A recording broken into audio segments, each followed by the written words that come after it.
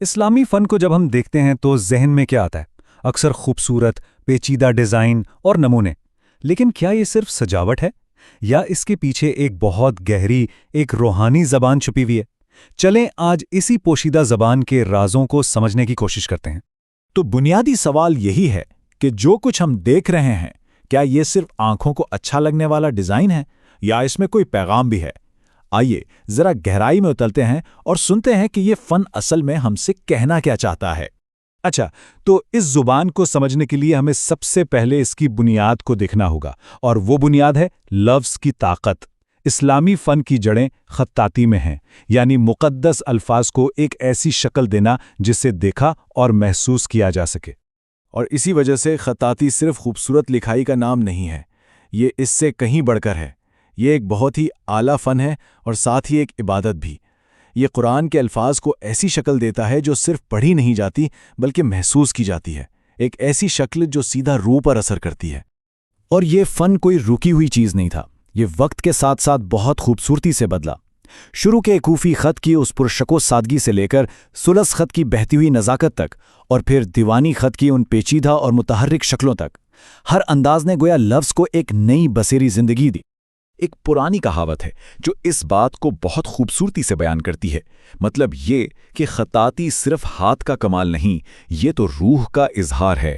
خطاط کے لیے قلم کی ہر حرکت، ہر لکیر خدا کی لامحدود خوبصورتی کو کینوس پر اتارنے کی ایک کوشش ہوتی ہے۔ اچھا، تو لفظ کی دنیا سے نکل کر اب ہم آتے ہیں دوسری تہہ پر، یعنی جیومیٹری۔ یہ اعداد اور شکلوں کی ایک ایسی زبان ہے جسے سمجھنے کے لیے کسی ترجمے کی ضرورت نہیں۔ یہ اس بنیادی نظام کی عکاسی کرتی ہے جو پوری کائنات میں ہر جگہ موجود ہے۔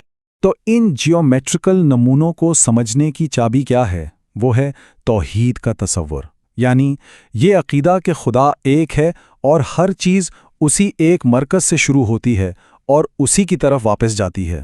یہاں یہ سمجھنا بہت ضروری ہے کہ یہ ڈیزائن بس ایسے ہی نہیں بن گئے، یہ بے ترتیب نہیں ہے، بلکہ یہ کائنات کے پیچھے جو ایک گہرا نظام ہے نا، یہ اس کا بصری اظہار ہے۔ یہ ایک طرح کا نقشہ ہے جو ہمیں نظر آنے والی دنیا سے اس کی اصل حقیقت کی طرف لے جاتا ہے۔ اور سب سے دلچسپ بات تو یہ ہے کہ یہ بنتے کیسے ہیں۔ دیکھیے، ہر چیز ایک سادہ سے دائرے سے شروع ہوتی ہے۔ یہ دائرہ وحدت کی علامت ہے، وہی ایک خدائی مرکز۔ پھر جب دائرے ایک دوسرے سے ملتے ہیں تو ایک گرڈ بن جاتا ہے۔ یہ بالکل تخلیق کے عمل جیسا ہے۔ اور پھر اسی گرڈ سے ستارے اور نہ جانے کیسی کیسی شکلیں جنم لیتی ہیں جو اس کائنات کی خوبصورتی اور تنوع کو ظاہر کرتی ہیں۔ اب ذرا سوچیں کہ جب یہ دونوں چیزیں ہیں، یعنی خطاطی کی روحانیت اور جیومیٹری کا یہ کائناتی نظم، جب یہ آپس میں ملتی ہیں تو کیا ہوتا ہے؟ تو ایک ایسا فن پیدا ہوتا ہے جس کا مقصد ہماری سوچ سے بھی کہیں زیادہ گہرا ہے۔ اور یہیں پر ایک بہت بڑا فرق واضح ہوتا ہے۔ دیکھیے، زیادہ تر فن کا مقصد ہوتا ہے جو دنیا ہمیں نظر آ رہی ہے اس کی تصویر کشی کرنا، لیکن اسلامی فن کا مقصد کچھ اور ہے۔ اس کا مقصد اس نظر آنے والی دنیا کے پیچھے چھپی حقیقتوں کی طرف اشارہ کرنا ہے۔ یہ نقل نہیں بلکہ یہ ایک دعوت ہے، غور و فکر کی دعوت۔ تو یہ جو بار بار دہرائے جانے والے نمونے ہیں نا، ان کا ایک خاص مقصد ہے۔ یہ ذہن کو دنیا کے شور سے ہٹا کر ایک سکون کی حالت میں لے جاتے ہیں۔